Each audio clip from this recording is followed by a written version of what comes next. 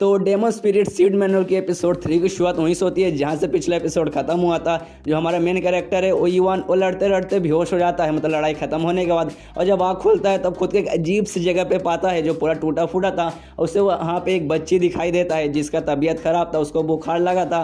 तो वो लड़की को साइड में ले जाता है, पानी वगैरह मतलब कपड़ा लेता है, उसको गीला करता है और उसके सिर पर रखता है ताकि बुखार कम हो। और कहता है तुम टेंशन मत लो, मैं तुम्हें बचा के रहूँगा, यहाँ से निकालूंगा। और यहाँ पे जितने भी लोग मुसीबत में हैं, जिनको टॉर्चर किया जा रहा है, वो मैं सभी को बचाऊंगा। तभी वहाँ पे 2 गुंडे पहुँचते हैं और वो लड़की को देख के कहते हैं अरे यार आज का माल मिल गया, ये लड़की को हम ले जाएंगे। और लड़की को छीन लेते युवान से और युवान को धक्का देकर वो लड़की को ले जाने लगते हैं। लेकिन युवान को अच्छा नहीं लगता और उनसे कहता है वो लड़की को छोड़ दो, लेकिन वो लोग नहीं छोड़ते, उसे ले जा रहे रहते हैं। तो युवान जाता है, उन दोनों को धक्का देता है और उस लड़की को लेके वहाँ से भागने लगता है। लेकिन वो लोग जो 2 गुंडे थे वो पीछे पड़ जाते हैं युवान के और युवान से वो लड़की छीनने की कोशिश करते हैं। और एंड में वो लोग युवान को धक्का दे देते हैं और उस लड़की को छीनने की हुई कोशिश में और लड़की भी साइड में गिर जाती है। ये दोनों युवान को छोड़ के वो लड़की को लेने जा रहे थे क्योंकि उनको लड़की से मतलब है, युवान से मतलब नहीं है। लेकिन युवान ये नहीं होने दे सकता, जिस कारण जाता है लड़की को और बचाने की कोशिश करता है और लड़की को मतलब खुद से ढक लेता है और कहता है कुछ भी हो जाए इस लड़की को मैं तुम्हें ले जाने नहीं दूंगा। लेकिन वो दोनों बहुत ज़्यादा कमीने हैं, उनको तो वो लड़की ही चाहिए और वो युवान को मारने लगते कि हट बे साले, हमें ये लड़की चाहिए, हमें दे दे। लेकिन युवान मतलब देने को तैयार नहीं, उस लड़की को मतलब ढक के रखा है कि नहीं मैं तुम्हें ले जाने नहीं दूंगा। तो वो लोग मतलब लात मुक्का गुस्सा पूरा इस पर बरसा रहे युवान पर, बहुत उसे मार रहे कि छोड़ दे, उन्हें तेरी हम चटनी बना देंगे, इस लड़की को हमें दे दे। लेकिन वो देने को तैयार नहीं। और जो लड़की है वो भी युवान की तरफ देखती है और कहती है तुम्हारा शुक्रिया। तभी युवान का आँख खुलता है और उसके आँख के सामने वो बच्ची की जगह पर वो परी दिखाई देती है जिसका नाम मोफी है, जिसको अभी एपिसोड 1 और 2 में भी हमने देखा। और वापस एक बार पलक झपकाता है तो खुद को सब कुछ मतलब नॉर्मल पाता है, खुद को एक बेड पे पाता है और उसे समझ नहीं आ रहा कि अरे भाई ये चल क्या रहा है। अभी थोड़ी देर पहले मैं एक अजीब से जगह पे था, अब मैं अभी यहाँ पे बेड पे हूँ। तभी उसके मोबाइल में जो मतलब बुक घुसा था पिछले एपिसोड में, वो बताता है कि अभी अभी एक परी क्या स्पिरिचुअल दुनिया में थे, मतलब ऐसा दुनिया जो परी अपने पूरे दिमाग से बनाती है और मतलब वो सब एकदम रियलिस्टिक बनाती है। जो उसके साथ पास्ट में हुआ रहता है उसको मतलब जो जो उसने एक्सपीरियंस किया है परी ने, वो सब सोच के वो एक ऐसी दुनिया बनाती है जिसके अंदर आप मतलब इस बुक के जरिए जा सकते हैं। जो बुक बल्कि फिलहाल के लिए मैं हूँ, और ऐसी दुनिया को इनर दुनिया भी कहा जाता है जहाँ जाके आप कब्जा भी कर सकते हैं। तो यान पूछता है क्या कब्जा भी कर सकते हैं? तो वो बुक बताता है, असल में बताता नहीं गाइस, बताती है। और उस बुक ने खुद का एक नाम भी रखा है शाव शाव, तो शाव शाव मैं बोलूँगा।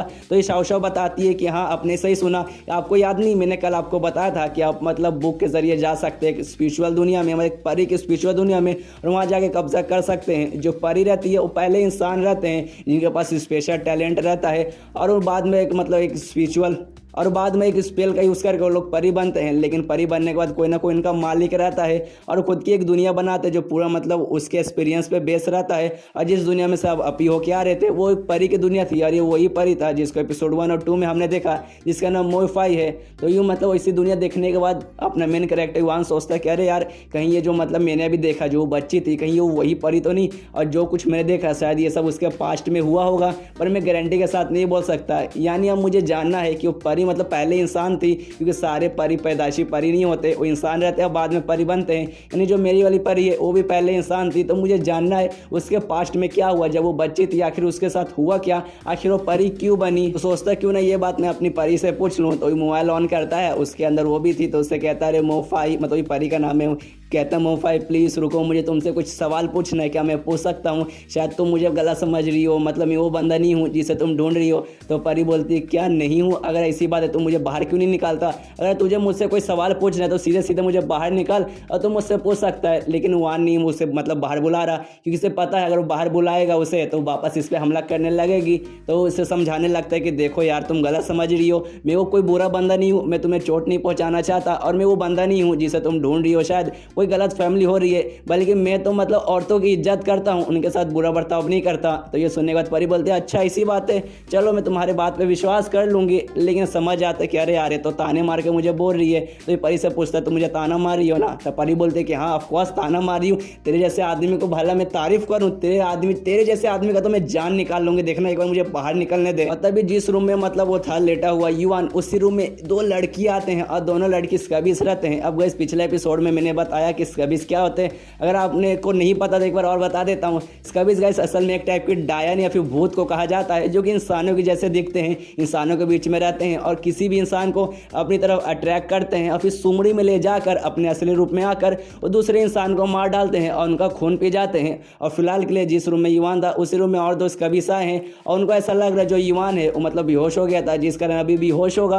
और एक लड़के को लेके आते हैं, मतलब इसी जिस लड़के को उनको खून पीना है वही प्यार का उससे नाटक करते हैं, बेड पे लेटाते हैं और उसका खून पीने का काम चालू कर देते हैं। और युवान मतलब उसकी फट के 4 हो चुकी है। अरे अरे सारे स्कैबिस आ चुके हैं, वो भी एक साथ 2-2 आ चुके हैं। अरे अरे तो मेन कैरेक्टर हूँ मैं, मुझे तो जाके लड़ना चाहिए, मुझे दोनों को मारना चाहिए, लेकिन मैं क्या करूँ, मेरी तो फट के 4 हो रही है। और जो फ़ोन रहता है वो फ़ोन में जो शाव है, मतलब जो मेन फ़ोन और जो परी है, दोनों मतलब चैटिंग आपस में करने लगते हैं कि अरे यार युवान इससे कुछ नहीं होगा, एक नंबर की इसकी फटती रहती है, एकदम भीगी हुई बिल्ली है, इससे कुछ नहीं होगा, इससे कुछ भी उम्मीद मत करो। और जो मतलब परी रहती है वो ये भी चैटिंग करती है, अरे यार ये मुझे बुला भी नहीं रहा, अगर मुझे बुलाता मैं बाहर आता वो दोनों को मारता, मारने के बाद उन दोनों को मैं खा जाती, उसके बाद मेरा भी लेवल अप होता, मैं भी बहुत ज़्यादा स्ट्रांग होती। और ये देखने के बाद युवान सोचता है क्या मतलब जो परी लोग हैं स्कैबिस को खाते हैं जिसके बाद इनका पावर बढ़ता है क्या।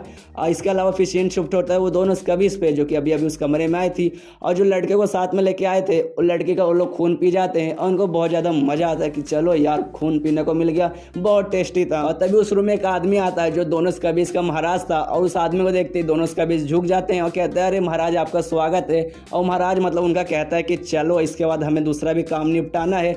और ये सब मतलब युवान भी देख रहा है, उसकी फट के 4 हो रही है कि अरे यार 2 स्कैबिस कम थे क्या, जो स्कैबिस का मतलब राजा भी आ चुका है। उसके बाद और सब वहाँ से निकल जाता है स्कैबिस, युवान भी अपने घर पे आ जाता है और परेशान हो रहा है कि अरे यार इस एनिमे के राइटर ने पता नहीं मेरी ज़िंदगी में क्या क्या लिखा है, अचानक से स्कैबिस घुसा दिए, मुझे इतना स्ट्रॉन्ग भी नहीं किए और मैं इतना फट्टू हूँ, इस साल में जाकर उनसे लड़ भी नहीं सकता, और पूरा मतलब कन्फ्यूज़ हो चुका है कि मैं क्या करूँ।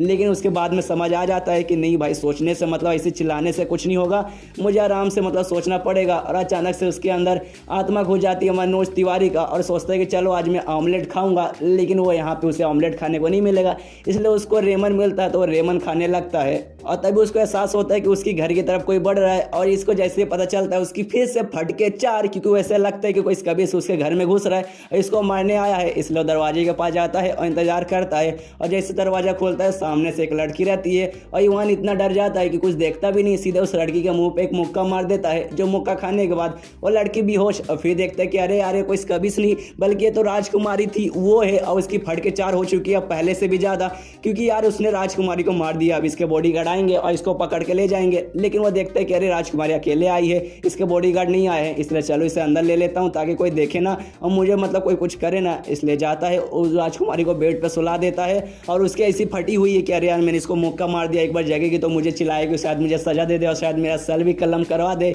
इसलिए मतलब मुझे इसको मनाना पड़ेगा, इसको मतलब कैसे भी बताना पड़ेगा कि नहीं मैंने तुझे मुक्का नहीं मारा है। और सोचता है बेचारी अकेले सोएगी कुछ हो ना जाए, इसलिए यहाँ पे साइड में मैं भी सो जाता हूँ और उसी बेड पे दोनों सो जाते हैं। और थोड़ी देर बाद जो राजकुमारी रहती है वो जग जाती है और जैसे युवान को बगल में सोते हुए वो देखती है, युवान को जोर से एक मुक्का मारती है और युवान भी मतलब यहाँ पे बहुत उसे पेलती है। और युवान भी उसके बाद कहता है अरे प्लीज़ प्लीज़ मुझे मारिए मत, मैंने इससे पहले आपको मुक्का नहीं मारा था, वो बल्कि आप मेरे घर पे आई और अचानक से बेहोश हो गई, मैंने तो बल्कि आपको बचाया और अपने घर के अंदर बुलाया। लेकिन जो राजकुमारी है उसको मुक्के के बारे में कुछ याद नहीं और कहती है कि तुम्हारी इतनी हिम्मत हुई, तुमने मतलब मुझे इतने सस्ते बेड पे सुला दिया, प्लस जो बेडशीट था वो भी इतना सस्ता वाला था, मैं इतनी अच्छी राजकुमारी हूँ, इतनी बड़ी राजकुमारी हूँ, मेरे स्किन को हो गया तो तुम्हें मतलब मैं छोड़ूंगी नहीं।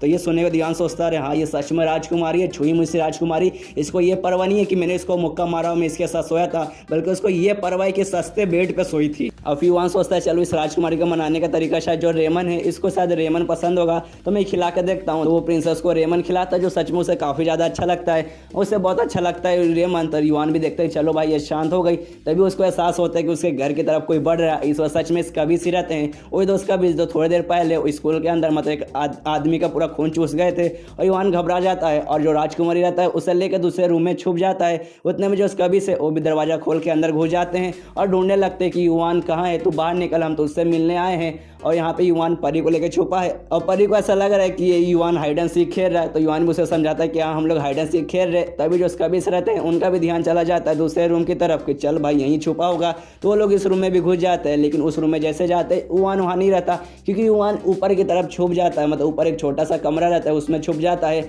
लेकिन ज़्यादा देर तक वहाँ छुप नहीं पाता, जिस कारण वो हमला करता है दोनों स्कबिस पर और वहाँ से वो निकल जाता है। और अपने साथ वो प्रिंसेस को भी साथ में लेके आया था और प्रिंसेस को तो अभी भी लग रहा है कि हम लोग कोई गेम खेल रहे हैं और उसको ये गेम खेलने में मजा आता है। तो यहाँ पे युवान भी उसे समझाने नहीं जाता कि उसे पता है कि जो प्रिंसेस है एक नंबर की बॉडम औरत है, इसको समझाऊंगा तो कुछ समझ नहीं आएगा, इसलिए कहता है कि हाँ ये गेम ही हो रहा है और इस गेम में हमें छुपना है। वो जो दो औरत है वो लोग तुम्हें ढूंढ ना ले तो चलो जाकर छुप जाओ, और उसे भेज देता है कि हाँ तुम छुप जाओ, मैं अभी आता हूँ, मैं कहीं और जाके छुपता हूँ, और प्लीज़ मतलब कोई तुम्हें ढूंढ ना ले। तो वो भी चल जाती है छुपने, बेचारी कितनी बॉडम है। और यहाँ पे वो अकेले लड़ाई करने के लिए तैयार हो जाता है, लेकिन वो लड़ नहीं पाएगा, इसलिए जो परी रहता है वो परी को बुलाता है, कहता है कि बाहर आओ और मेरे बदले इससे लड़ो। और जो परी रहती है वो परी भी बाहर आ जाती है। उतने देर में जो दोनों स्कबिस थी वो भी वहाँ पे पहुँच जाती है और देखते हैं कि परी है और उसके साथ लड़ाई चालू हो जाता है, लेकिन परी उनकी हालत ख़राब करती है। फिर अपना मैजिक यूज़ करती है और आसपास पूरा एक शील्ड तैयार करती है, इनविजिबल शील्ड, और अपने मैजिक से वो परी अपने मैजिक से दोनों जो स्कबिस रहते हैं उनके शरीर पे आग लगाने लगती है। और वो मतलब दोनों स्कबिस की भी हालत ख़राब हो रही है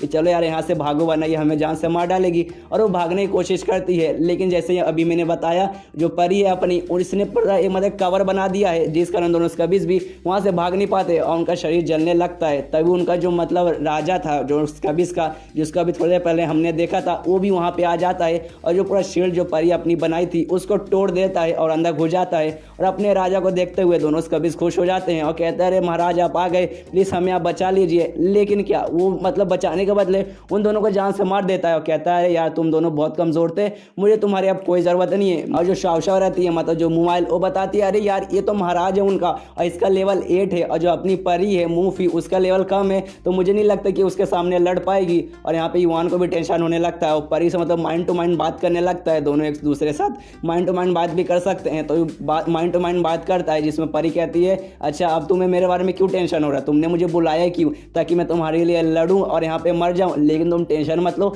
मैं यहाँ पे मरूंगी नहीं क्योंकि मुझे जिंदा रहना है और मुझे तुम्हारी भी जान लेना है।